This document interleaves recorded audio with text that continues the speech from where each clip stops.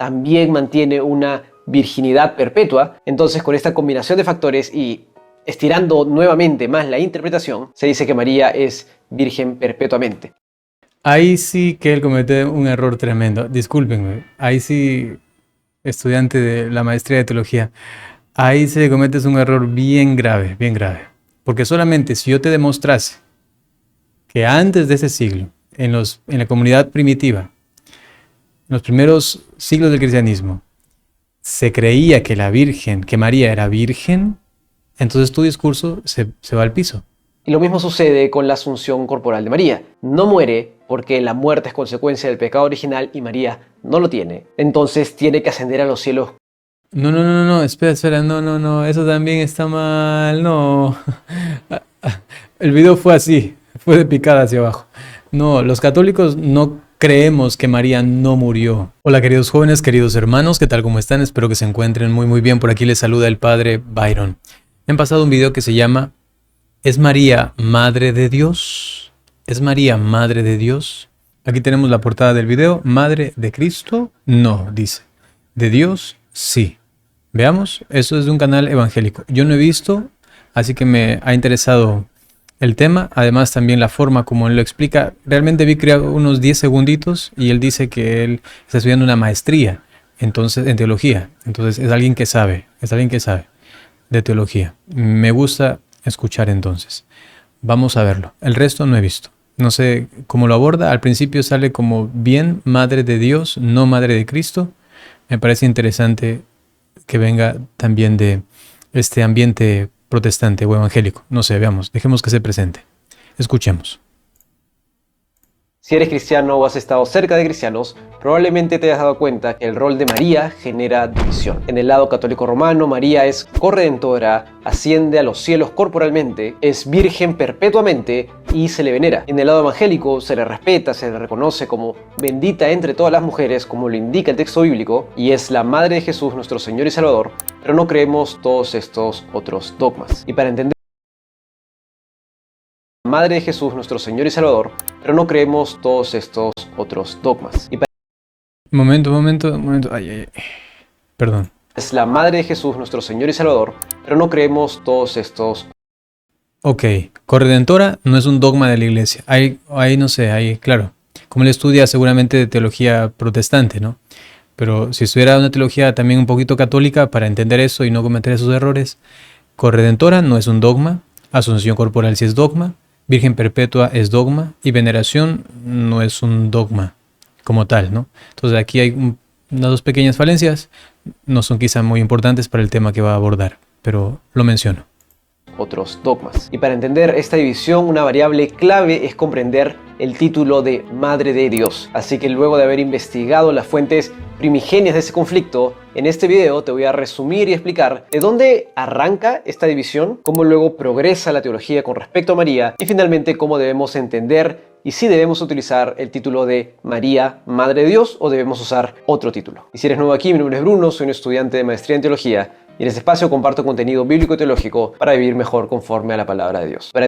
Hasta aquí justamente había visto, hasta por aquí más o menos. Entonces dije, me interesa, vamos a ver de qué se trata. Para entender dónde se inicia el título de Madre de Dios, tenemos que volver al siglo IV. En la época cuando los cristianos dejamos de ser perseguidos en el año 313, con el Edicto de Milán, comienza la época de los concilios. Ahí solamente a mí me gusta acentuar los cristianos católicos. Cristianos católicos. Es importante esto porque, claro, a veces uno piensa, si eres protestante y habla de cristianos y que ellos son cristianos, entonces ellos, su denominación existía en ese tiempo. No existía, ¿no? En ese tiempo, cristianos católicos. Sí, eso no es nada difícil argumentar, todo el mundo sabe. En ese tiempo, los obispos, sacerdotes, católicos, ¿no? Eso solamente falta ir a buscar en la historia y eso está clarísimo, ¿no? Ok.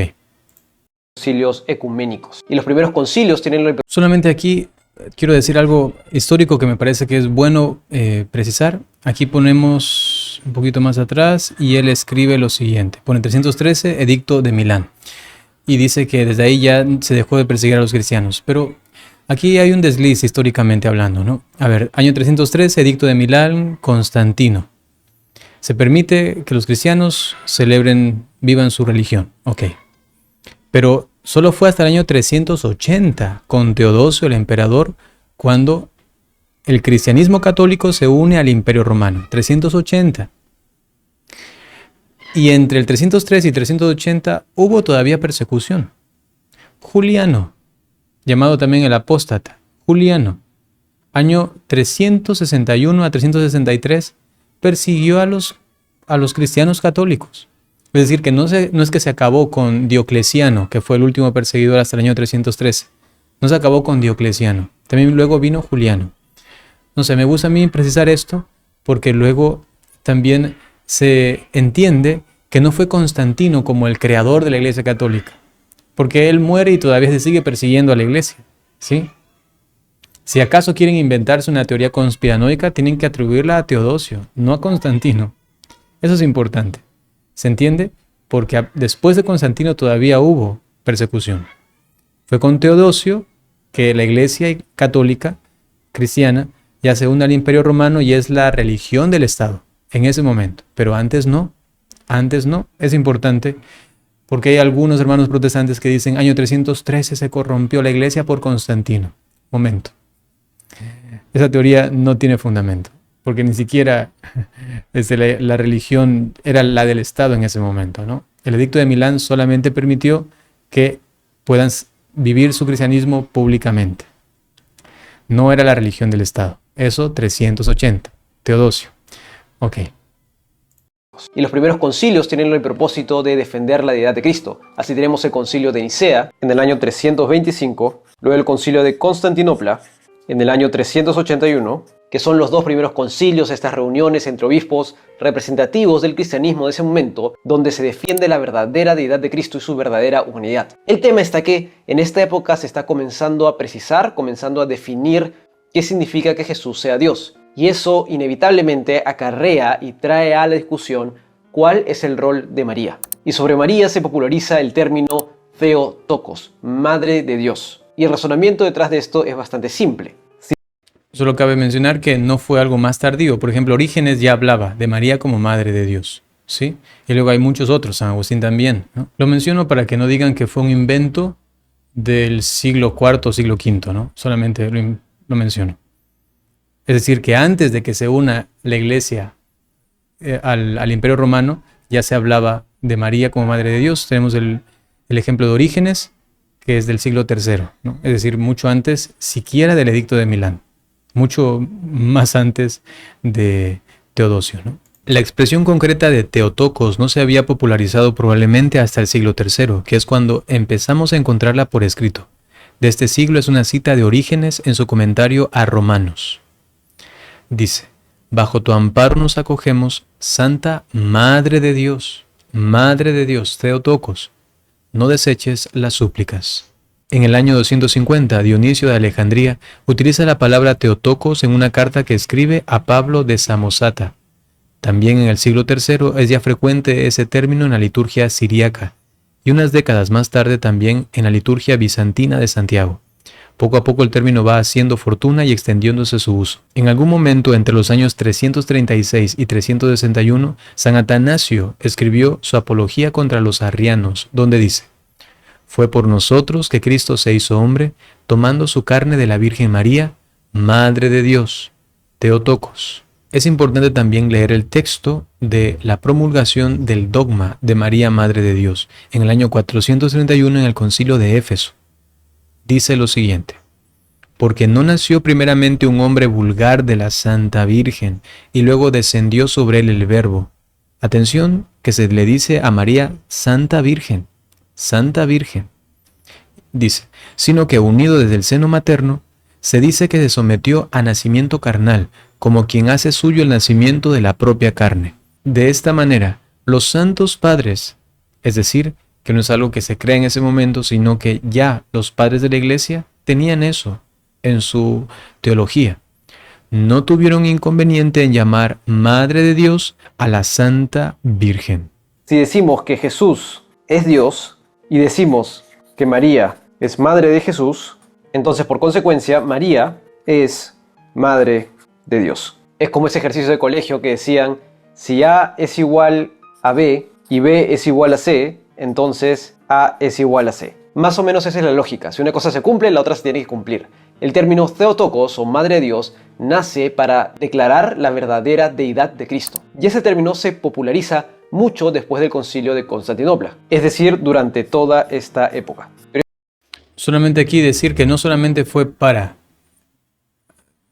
enfatizar la divinidad de Jesucristo, sino también por el aprecio que se tenía a la Virgen María, pues se manifiesta esta clara... quizá ahí a mí no me convence del todo lo que él menciona, ¿no? Dice que solamente fue con el sentido de declarar la divinidad de Jesucristo, como valiéndose de la Virgen. Pero no, porque se pudo haber declarado la divinidad de Jesucristo de esta y otras formas. Sencillamente por el Evangelio mismo, que se determina esto, que Jesucristo es realmente Dios. Desvinculando el personaje María, se llega a esa conclusión también. Sin embargo, la cuestión es por qué el cristianismo católico determina, es importante, que también se muestre el papel fundamental de esta mujer. Porque todo el sentimiento cristiano hasta este momento era muy mariano. Y eso es innegable. Uno va a los padres de la iglesia antes de este periodo y son súper marianos. La forma como hablan de ella es realmente hermosísimo. Entonces no es que solamente, valgámonos de María. No, es que ya había un afecto, un entrañable, un cariño tan grande a ella y descubriendo también su papel importante en esta historia tan hermosa de Dios para con los hombres, ¿no?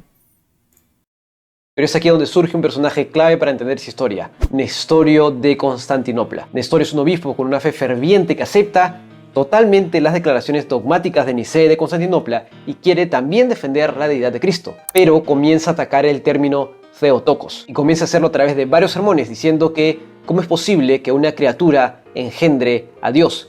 ¿Si acaso vamos a decir que Dios tiene 2 o 3 meses? Y va a concluir que el verbo pasó por María, pero no nació por María. Y lo va a hacer rechazando el término Theotokos e incluyendo el término Christotokos. Y va a decir que la deidad le es implantada a Cristo por el milagro que ocurre en María, pero la persona concebida en el vientre de María no tuvo siempre una naturaleza humana y divina. Y ahí va a comenzar el problema con Nestorio. Al intentar defender la deidad de Cristo, termina cayendo en un error, al decir que lo que se engendra de María no es verdaderamente Dios. Y ante esto se va a convocar un tercer concilio ecuménico, el concilio de Éfeso. En ese concilio, en el de Éfeso, es cuando se dogmatiza ya, ¿no? Ya se dogmatiza que María, pues es Madre de Dios, la Theotokos, 431, ¿no? Ok, vamos. Del año 431. Este concilio, de hecho, es convocado por el propio Nestorio, pero en este concilio tiene un oponente sumamente fuerte, que es Cirilio de Alejandría. Cirilio de Alejandría es sumamente hábil y logra descubrir dónde está el error de Nestorio. Cirilo, católico. Nestorio va a decir que lo que pasa en la persona de Jesús es una división de naturalezas. Y estas naturalezas, naturaleza divina y naturaleza humana, no se comunican entre ellas.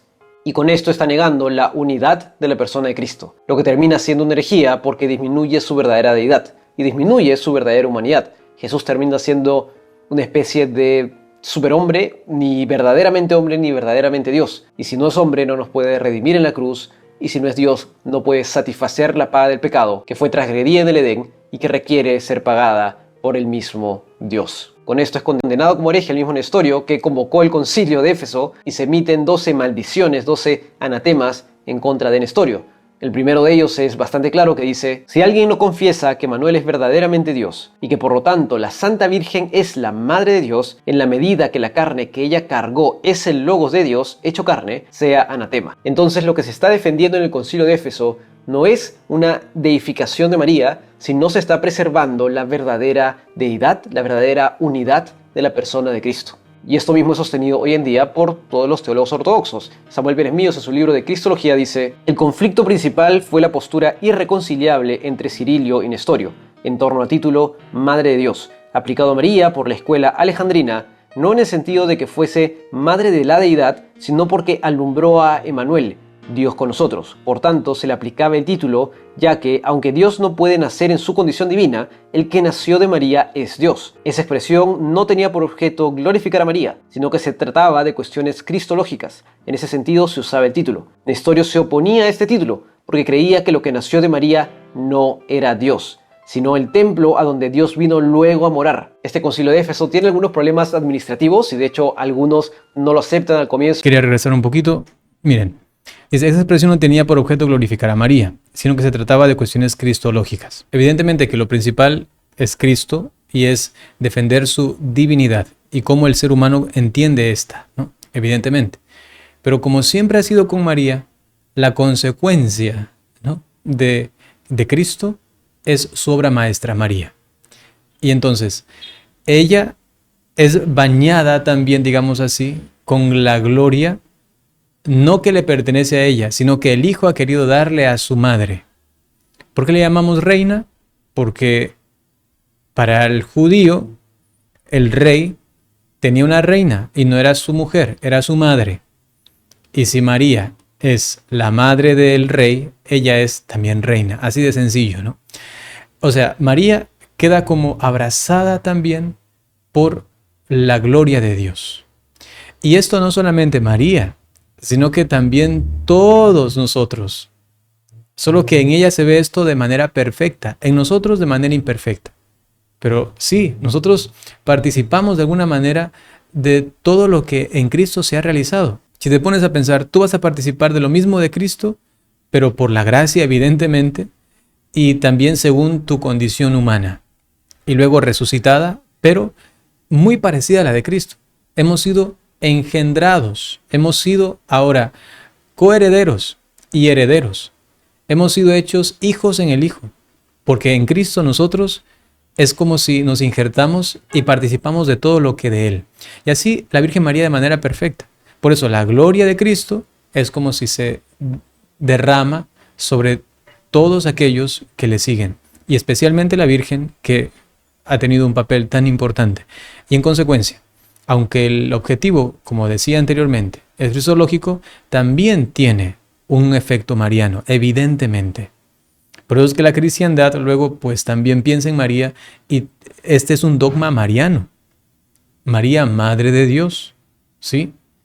Eso es importante también, pienso mencionarlo, para no quitarle lo que Dios ha querido también dar a sus criaturas.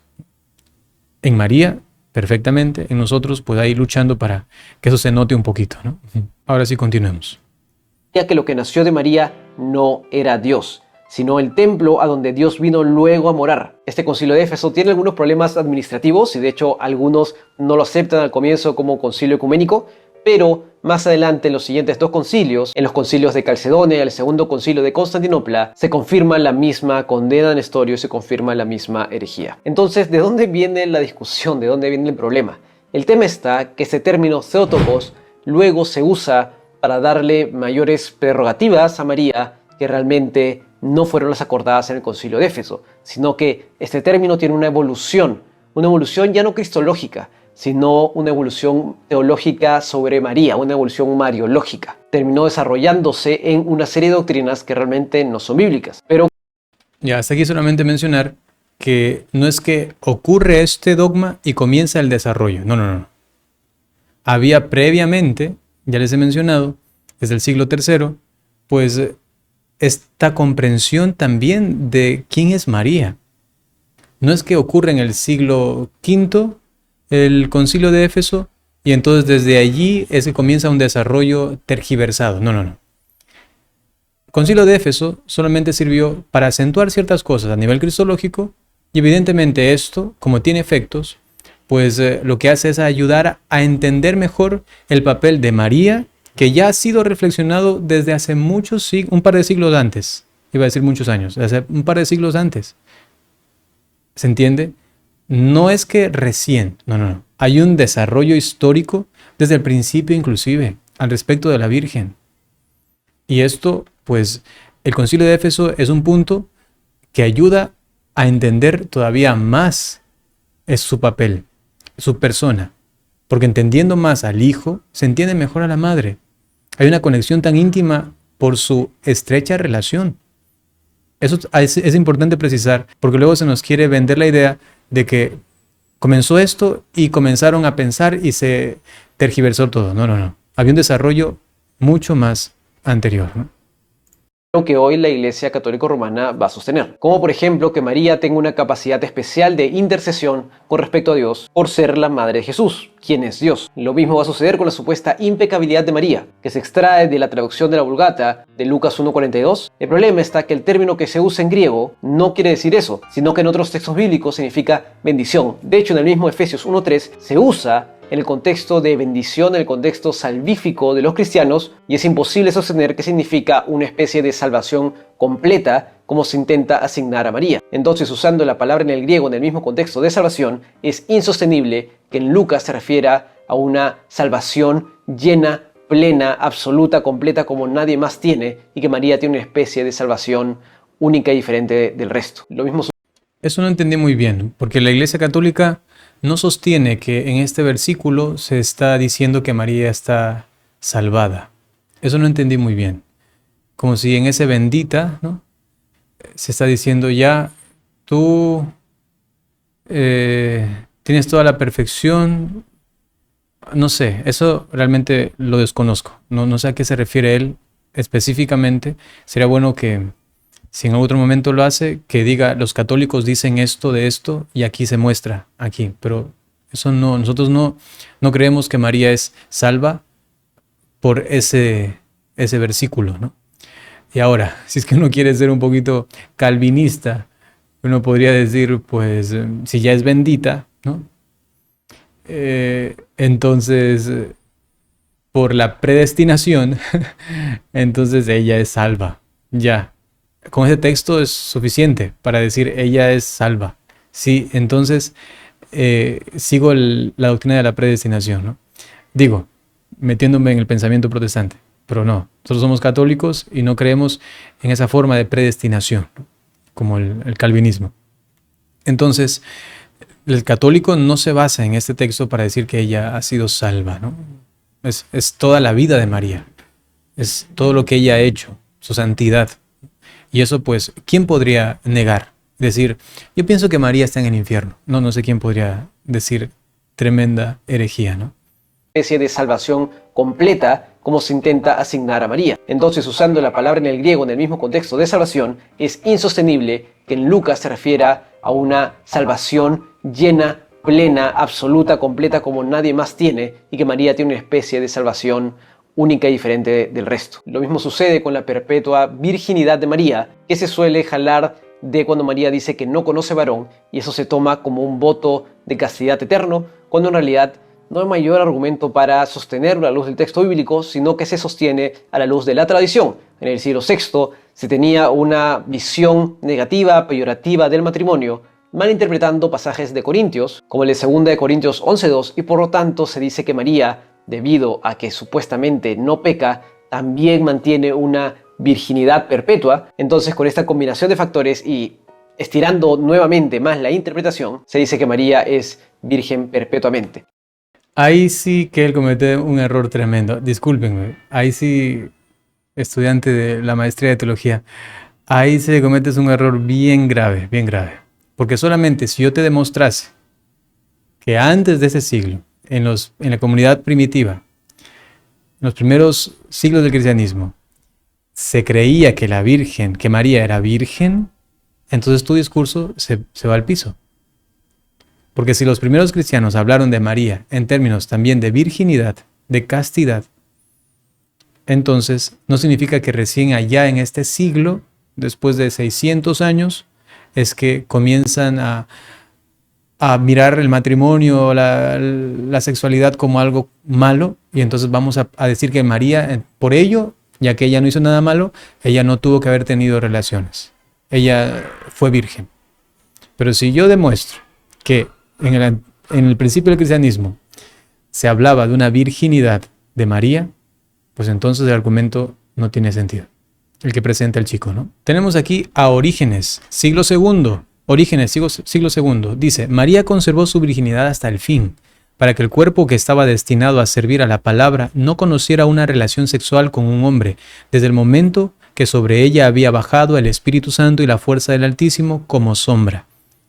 O sea, dice que permaneció virgen hasta el fin. Orígenes. Tenemos aquí a Efrén el Sirio. Atención, Efrén el Sirio. Y dice lo siguiente. ¿Cómo hubiera sido posible a esos del siglo IV, año 306-373 que vivió él, ¿no? Dice lo siguiente.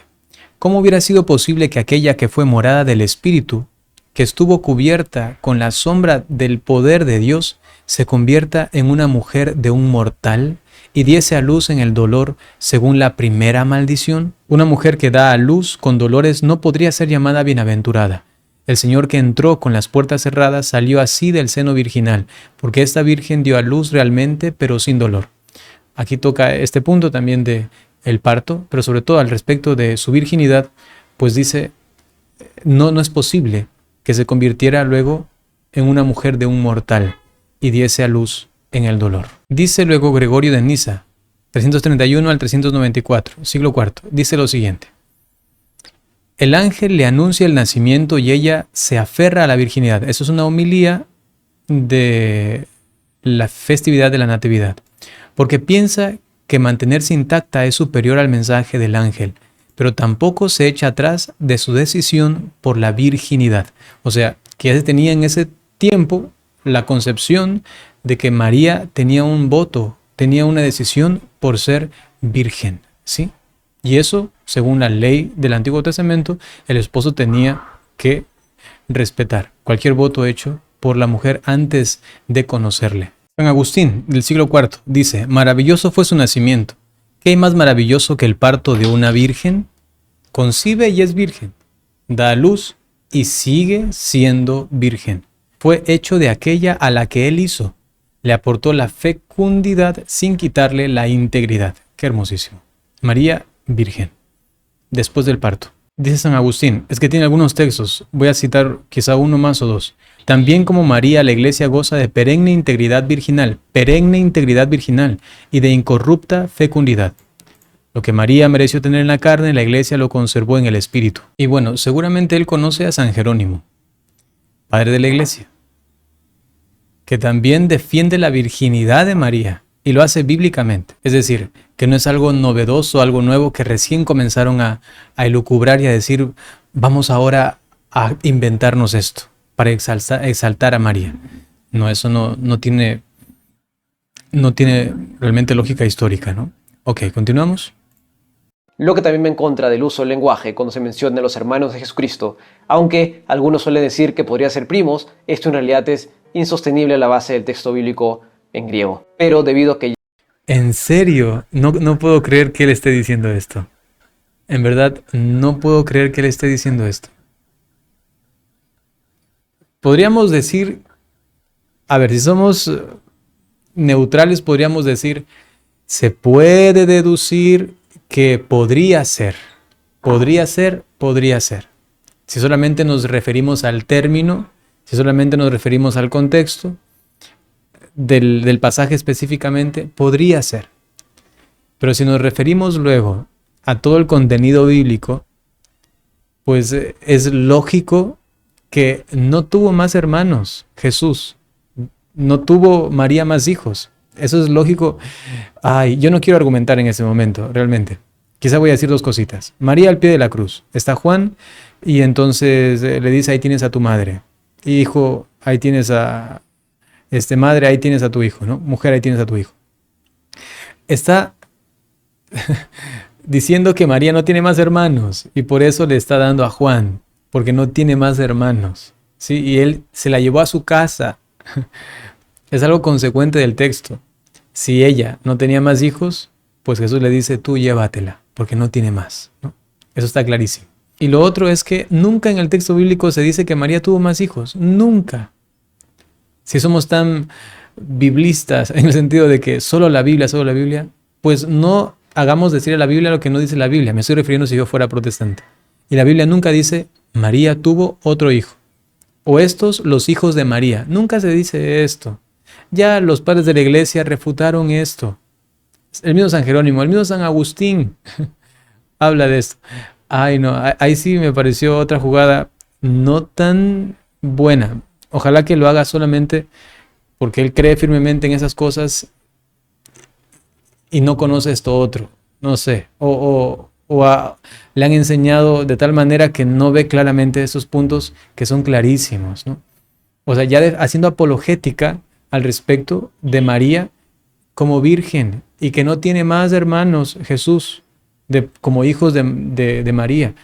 Eso es en los padres de la iglesia. Ahí sí me parece que él se metió en algo que no le juega a su favor protestante, ¿no? A eso me desilusiona un poquito el video, ¿no?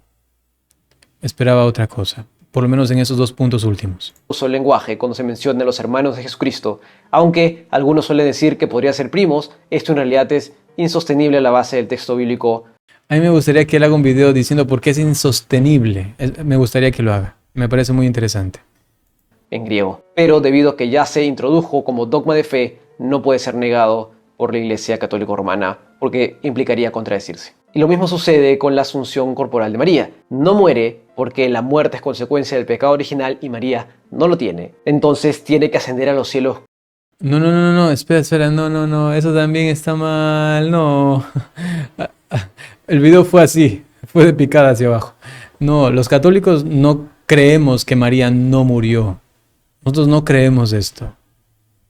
Más bien, desde el principio del cristianismo se creía que realmente murió. Se le decía a una persona que moría, a una cristiana, que está dormida. Y por eso se le llamaba la dormición. No significaba que estaba como haciéndose la muerta, hasta que Dios le llevó. No, realmente muerta. Y esto no entra en conflicto para nada con la doctrina católica, con la mariología. Es más, el mismo San Juan Pablo II decía, ha muerto para compartir con su hijo también la muerte, para experimentar lo mismo.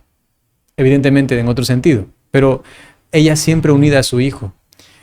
Y si es que la muerte es consecuencia del pecado original solamente, entonces Jesús murió. ¿Él tenía pecado original? No tenía pecado original. Oh, no, ahí también comete otro desliz. Lo que creemos nosotros es que María sí fue asunta al cielo, el cielo en cuerpo y alma, pero no en base a que no murió, sino con base en que no murió. Ahí falta fundamento, es otra cuestión. Está atacando argumentos inexistentes en la doctrina católica, ¿no? Corporalmente, que en realidad no es un dogma católico introducido hasta el año 1950. Claro, él presupone que fue asunta al cielo porque no murió. Y eso así no entendemos en la Iglesia Católica, así no lo entendemos. Aunque para ser justos vemos ciertos escritos en el siglo VI y en el siglo VIII haciendo referencia a esta idea. Entonces, si volvemos una línea de tiempo, y aquí ponemos el concilio de Éfeso, donde se define el Theotokos, yo creo que aunque creo que nos desviamos del tema, ¿no? Estamos en la Theotokos y nos fuimos por la virginidad a la Asunción. Ok. no deberíamos tener problema en afirmarlo si se afirma en el sentido que se afirmó en el concilio de Éfeso, en el sentido original de la palabra. Porque el problema no está aquí. Todo está bien con esto. El problema está en las siguientes doctrinas que surgen a lo largo del tiempo. El problema es...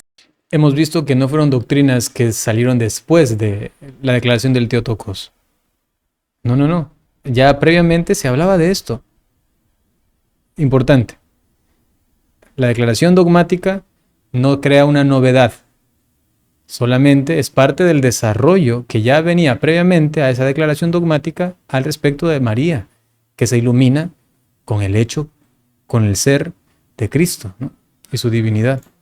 Está en el estiramiento progresivo del término Theotokos hasta lo que entendemos hoy en día, que se toma a María como corredentora, por ejemplo. Lo que ya no es un tema... En la Iglesia Católica eso no es un dogma, la corredención de María, ¿no? Es una cuestión siempre disputada o mirada. Allí algunos teólogos aceptan, otros no, porque eso es una cuestión abierta todavía, ¿no?